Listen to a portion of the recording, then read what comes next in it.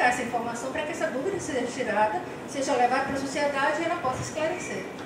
E aí aguardei, preparei a matéria, aguardei até 11 horas. Aí, quando veio a informação, eu dei o start para o editor para ele publicar. E no outro dia, 2 dias depois, eu encontrei o mesmo policial e disse que a família tinha ficado muito magoada por eu ter publicado a informação. Eu expliquei tudo isso a ele. Meu dever é com a informação. Se a família tivesse dito, não, foi suicídio, estava acontecendo isso, é claro que não. Porque não é interesse da gente publicar nada que tem a ver com esse sofrimento íntimo da pessoa. Mas em casos em que há dúvida, não tem o que fazer. A gente tem que trabalhar nesse sentido. Então, eu quero lembrar sempre as pessoas, quando as pessoas, a mídia faz isso, a mídia faz aquilo, quem está na ponta da frente é o repórter, é o trabalhador, que está enfrentando situações para as quais ele nem sempre está preparado. Na verdade, ninguém está preparado para isso. Né? Nenhum ser humano está preparado para ver coisas que eu já vi que outros colegas meus têm que ver. Mas faz parte da nossa profissão e também a gente tem pouco tempo, né? Mas também tem a formação humanística básica, né? Por mais que seja um crime, por mais que seja algo doloroso, é uma opção. O que fazer diante disso? Como jornalista, como informador? Respeitar essa decisão da pessoa e procurar outros meios de divulgar no momento certo, no momento mais adequado. É só isso que eu ia falar.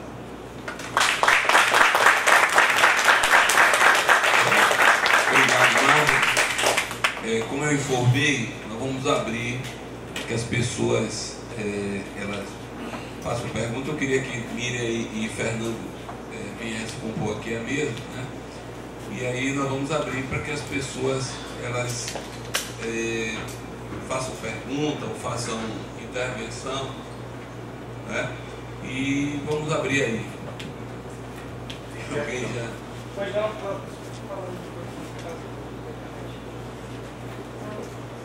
Se identifique, por favor, porque está na internet. Se identificar o seu nome. Boa noite. Eu me chamo Luiz Antônio, sou médico psiquiatra. Eu ouvi, já tinha lido, já tinha observado acerca do preconceito que se tem com o paciente suicida.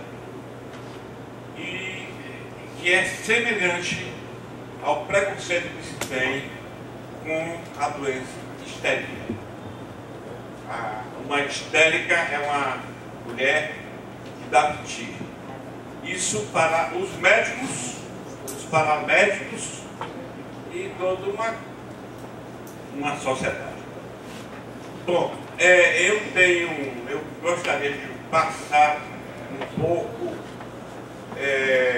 para vocês o que ocorre com relação, o que eu escutei de todo mundo foi que o suicídio é uma coisa preocupante, que o suicídio é uma morte que tem, que agride as pessoas que ama, né? É um ato agressivo consigo e com o próximo.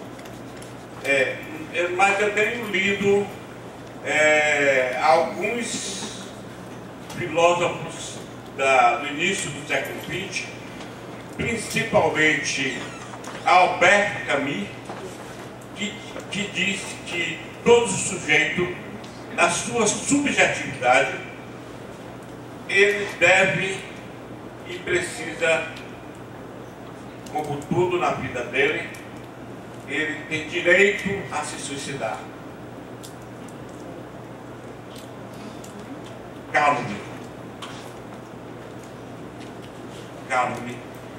Porque isso tira de voga a coisa na Europa que tomava os bens, né? E se você morre, como existe a vida eterna, como a vida eterna é uma coisa que todo mundo acredita, então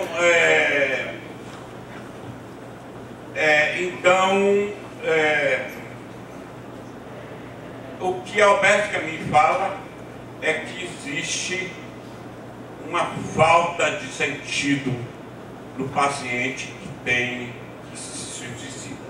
Isso é falado também por Jacques Lacan, psicanalista, que diz que o suicídio... eu senti falta nas falas essa questão subjetiva. O sujeito que perde contato com o significante, com a palavra, com a comunicação. Então, não ter esses significantes é cair no sem sentido. O sem sentido. Não há sentido para essa pessoa que se suicida. É a falta gritante do suicídio. Porque ao tratar, não dá apenas na indicação, mas abordar esse sujeito no que ele tem de mais subjetivo, que é essa falta de significante, essa falta de sentido, né? E Camus fala que a questão mais grave na sociedade moderna é o absurdo. O absurdo com a política, principalmente. Muito obrigado. Obrigado a você.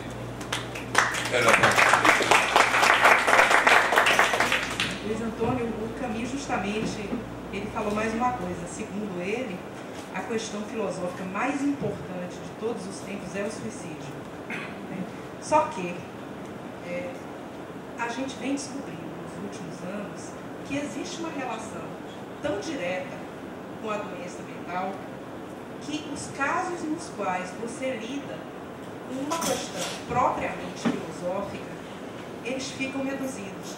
Continua a ser a mesma questão essencial e fundamental do ponto de vista filosófico, mas do ponto de vista de saúde pública, e foi isso que a gente veio falar aqui hoje, infelizmente é um campo tão rico que é absolutamente impossível a gente falar de todos os aspectos, né? Eu sou psicanalista também, mas nesse momento ficou mais importante a gente falar aquilo que não é popularmente sabido. Por exemplo, a questão do preconceito do suicida junto ao médico. Se um médico vai num congresso de emergências médicas, você vai ouvir falar de tudo quanto é tipo de emergência. Mas tudo quanto é tipo de emergência. Infarto, afogamento, o que você puder imaginar. Mas suicídio não. E, no entanto, o suicídio é uma emergência médica. E tem que ser entendido e estudado como tal.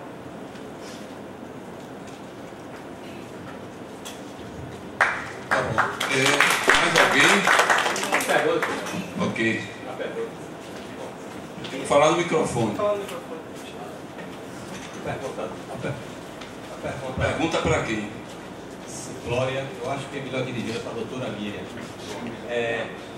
Existia, não sei se existe ainda, esse serviço via telefone, CVV, em que uma pessoa liga e aí ouve palavras de conforto, orientações, apoio, como ele está.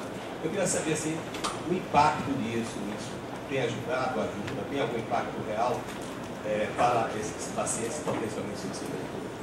Tem um impacto gigantesco.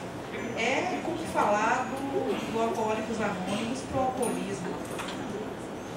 É uma abordagem não médica que tem um impacto imenso. Eles são atualmente nossos parceiros também, no Setembro Amarelo. E são parceiros valiosos.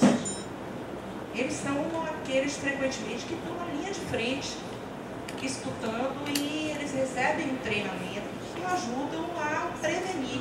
Lembra aquilo que eu falei, que o suicida muitas vezes vai no impulso. Se ele pode, na hora do impulso, ter uma fração de segundo que ele vai e ligue para um número de telefone, e pode falar, e pode ser escutado, e pode ouvir alguma coisa em retorno, né? Isso muitas vezes é suficiente para mantê-lo vivo. Tempo suficiente para procurar uma outra ajuda. E isso é importante, né? Porque eles escutam. E eles sabem escutar e eles sabem o que dizer. Nem sempre é suficiente. Mas quando a gente fala de vida humana, ninguém tem garantia 100%. Mas vale sim.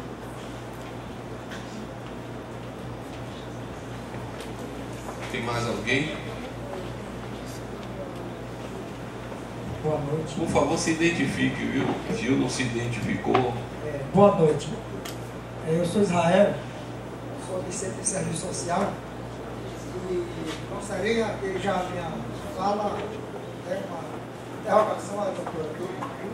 Doutora Miriam, quanto à questão do amarelo, como a senhora explicou, um caso desencadeado especificamente pela OMS, ou digamos, ou é uma criação brasileira, ou nasceu do Brasil, enfim, e como a saúde pública brasileira ou as políticas públicas elas têm visto esse problema do suicídio? Israel, eu acho que você não pegou, eu contei a história que foi, na verdade, surgiu nos Estados Unidos um adolescente americano que se matou e a família começou a distribuir essas mensagens em papel amarelo. Mas isso deu lugar a um movimento que está em 47 países, né, e que quem capitaneia, vamos dizer assim, é a Associação Internacional de Prevenção de Suicídio. Ok? De políticas públicas. Bom, a gente realmente não tem tido políticas públicas importantes. Tem alguns estudos, tem coisas pontuais, mas o suicídio vem sendo até agora invisível. Todo o nosso movimento é dar visibilidade, né? E como a Marjorie falou super bem sobre isso, a questão não é a gente pegar o suicídio individual.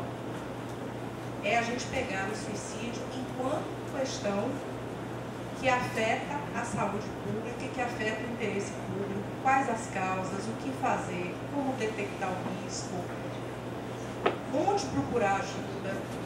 Então, por exemplo, atualmente você tem o CVV, bota o número do CVV, né? Bota o número dos serviços psiquiátricos existentes, que são poucos, mas que a gente tenta dar conta. Então, isso que está sendo importante.